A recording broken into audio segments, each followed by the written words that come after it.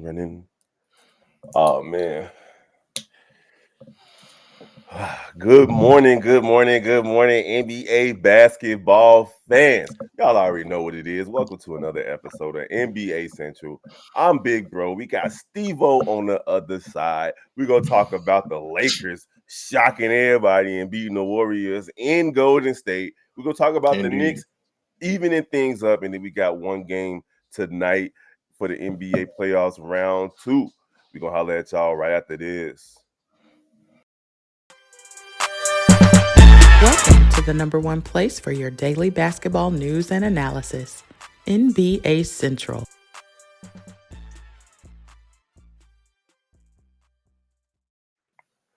All right, man. This has been a pretty darn good playoff, Steve-O. I mean, like, it's Facts. hard to predict. We say this every day. We can't say I don't know, but it's been a whole lot of I don't know games coming into last night. And the biggest I don't know was with the Warriors and the Lakers, man. But we had the Lakers defeat the Warriors 117 to 112, despite huge games from Klay Thompson. And LeBron, and you had also Steph Curry doing his thing. Golden State was knocking down threes, but these two guys refused to lose, especially Anthony Davis. I don't think I've ever seen Anthony Davis be this engaged in a basketball game with 30 and 23 last night, basically matching Kevon Looney's efforts on the boards. He had another 20-plus rebound night, but that 30 points was enough to put the Lakers over the top, man. Tell me what you think about the Lakers stealing one on the road in Golden State last night. I can't even say they stole it. They took it.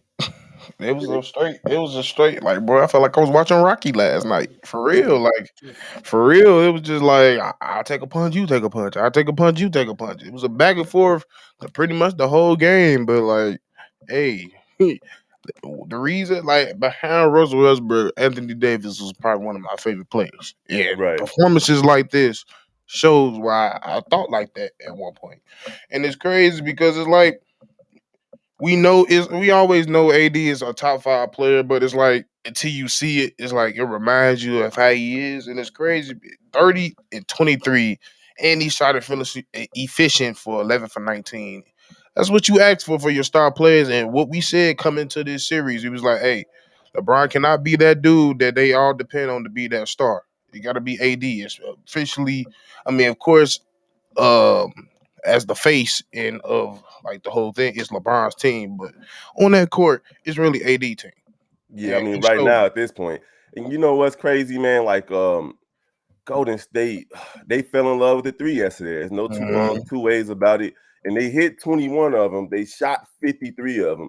But the problem is taking and making those many threes is good if you're also getting to the free throw line. Shooting only 6 free throws hurt them yesterday because the Lakers themselves were 26 for 20, 25 for 29 from the free throw line. And that was the biggest difference, besides, of course, LeBron with 11 assists. And then you had D'Angelo Russell and Dennis Schroeder come in and take care of business as well. They each had damn near 20 apiece. Hey, But Schroeder was on a mission too. yeah, Schroeder was definitely focused, man. You didn't get much from Klay. I mean, Klay was 6 for 16 for three, but he was 9 for 25 from the field. Steph Curry was 10 for 24. So they were both volume shooters yesterday. But man, we got to talk about this situation, man. Late in the game, the doggone Lakers were up by 3 points. Steph Curry, for whatever reason, swung the ball to Jordan Poole, and then this happened. Bro, you stupid. That's exactly what happened because that's how everybody in that stadium just looked. Because I just before we started, I saw the play, but I said let me rewatch that play just to get in the mindset and the frame of thinking, and I understood why he swung it. I just didn't think he expected him to shoot it He didn't because expect them to shoot it. because I did expect him to shoot. I was like, because me and myself, I watched it. I was like, swing, swing, whoa, no, no. I was like, bro, you tripping, bro. Like So I get they call you the replacement of Steph or whatever, but you ain't Steph, my guy. he had already hit 6 threes up to that point. He was definitely feeling himself, but it was definitely his Carlton Banks moment. I mean, it's Did been you like that all season from did Jordan you Poole. did you see the reaction like Taylor Rook, Cheddar Fry, and I believe it was Halliburton? No, no, what happened? Bro, Taylor Brooks still was like, why would you do I remember Steph Curry's reaction. He put his hands on his knees and his head in his lap. Like, I can't yeah, believe this dude just took that shot, man. Like, but I don't know why they can't believe it. It's been Jordan Poole's MO. He want to shine as well. He on this part of the team. I He a just feel like champion. this is karma for all them Golden State fans laughing at LeBron when he was mad at J.R. Smith. This is Yeah. y'all goddamn karma. But But yeah, then, you can't be doing that. And yeah, like you were saying, that's just one of the biggest things you kind of expect from Jordan Poole. He impulsive. He just shoots sometime, and it's like your decision making is always not the greatest. So yeah, they should have expected him to do such, but yeah, you can't be doing that, Jay. yep, yep. All right, so we got the next game, or the earlier game of that night, was the New York Knickerbockers defeating the Miami Heat 111 to 105. Julius Randle returned, put up 25 and 12. Josh Facts. Hart, Jalen Brunson, they took care of business. Brunson hit his first three and didn't look back after missing all his threes in game one. And Hart was out there doing everything, man, defensively, and he hit some big shots down the stretch. Miami made it interesting in that last minute. I don't know what the Knicks were doing, but Tripping. Miami made it interesting, but the Knicks were able to hold on to tie things up 1-1 in their second round series. And of course, Jimmy Butler was absent last night with nursing his injuries. Man, you know how this has been the playoffs of injuries. Hmm. Um, so tell me what you think or what you thought about last night's victory for the New York Knicks. It was a real life dog fight, but it just gave me a lot of respect for a lot of people on both sides of the ball because Jalen was hobbled the whole game. We know he be coming in with a little ankle problem. I believe he re-aggravated it during the game, and he was like, "Yeah, I'm still playing." And proceeded to drop a couple more threes after that. Like you said, Julius Randle came in on business, like we predicted. He was gonna have his little time off, nurse that little injury, and he was gonna come back way more effective than we all thought he would that first game. Um, Shout out to R.J. Barrett, put in his 24 points, 8 for 17. The shot the three a little, pretty good, 5 for 9. So he did his part. Of course, Josh Hart was the glue with 14 points, 11 rebounds, 9 assists.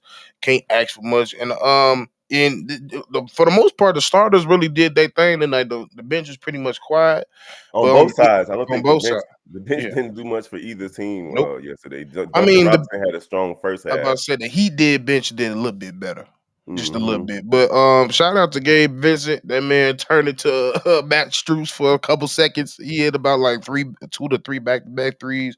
He Scored actually been 21 doing that points. the whole playoffs. Yeah, Gabe Vincent, he been balling. facts. But they needed him. Caleb Martin showed up. He been struggling shooting wise this whole playoffs. He started to get together 8 for 15, 4 for 8 from three. So, hey, they did the best they could with Jimmy out, and hey, it's still this series could still go 7 for sure. Yeah, I mean, of course, coming up next, can Harden, Maxey, and the Sixers, and Tobias Harris win on the road again without their MVP. But yeah, man, this is gonna be this might be a 7 game series, kind of like what we thought was gonna happen between the Knicks and Cleveland. All right, Um, but this Miami and Knicks series is giving shades of the '90s NBA basketball. thanks. And we can't forget, those great battles between Alonzo Mourning and Patrick Ewing and When Pat. Van Gundy was holding on to Lonzo Moore Yeah, leg for dear life. Pat Riley and Jeff Van Gundy. That it's a lot of history between these two squads, and it's good to see them playing playoff basketball again. We got Game 3 coming up tomorrow, but now tonight we got the 76ers versus the Boston Celtics in Boston again. And I'm gonna just say it right now: Boston better not lose to this team without Joel Embiid again. I just don't Is he want out to see officially? it. He is out, well, at least from what I've was able to look up this morning. He's out. But first, real quick, we want to shout out Joel Embiid for winning his first MVP. He's been trying to get MVP pretty much his You whole heard it. career, and now he deserves it. He got it. It was a close battle between him, Facts. Giannis, and Joker. But Joel Embiid separated himself from the pack just by his impact, leading the league in scoring. Definitely having a bigger defensive impact Oh, than for sure. Djokovic, and Giannis had a pretty down year defensively this year as well.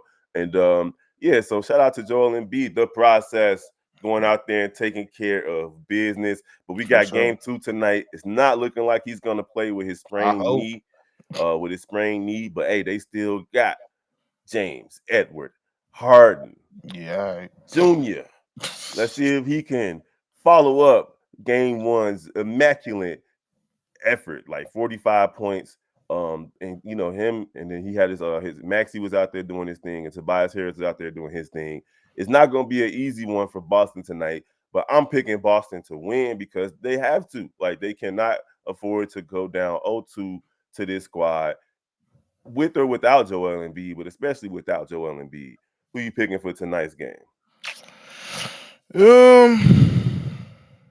I don't know because I want to see Baby Olajuwon return tonight, so hopefully he return tonight. But I'm with you. Boston cannot lose tonight. I need Tatum hitting Brown to go on a tangent tonight. Y'all got to make sure y'all get this dub no matter what. Y'all cannot afford to go 2-0 and go back to Philly and y'all 2-0. It's just not going. Y'all just that's a ditch you don't want to be in, Yeah, and it's a ditch that's hard to dig yourself out of.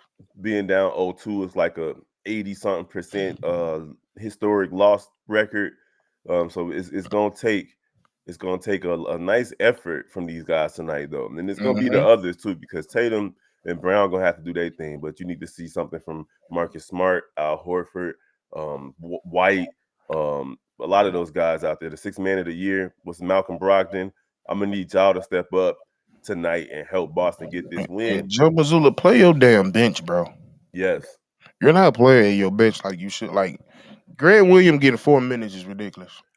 And I know that rotations shorten up in the playoffs, but not so short that one of your key players is not getting That's what I'm minutes. saying. That It's shit just glue like that battle. over there in Phoenix. It's like, why we can't see TJ Warren on the court.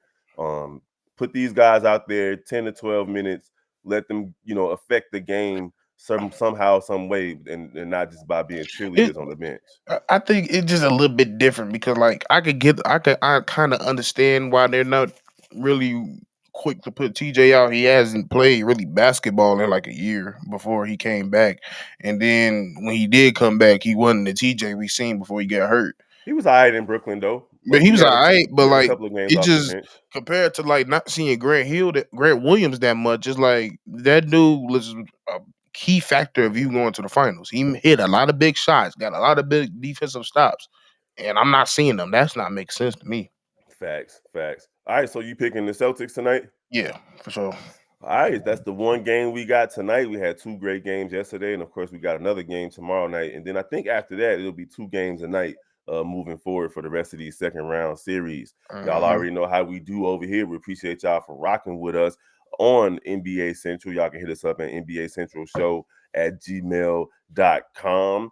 I'm your boy, Big Bro. We got Steve-O in the building. Don't forget to follow all the other Central family channels. You got the Chicago Bulls Central, Chicago Bears Central, Chicago Sky Central, Chicago White Sox, and Chicago Cubs Central. And then, of course, we got the Cognac Gang with C-Dub and Bobby, the Shy Bulls podcast. Y'all know how we rock daily content, updates every single day. And, of course, shorts, dunk-ons, highlights, analysis, everything y'all need from the Central family. We appreciate y'all. We're going to rock with y'all tomorrow morning. Peace.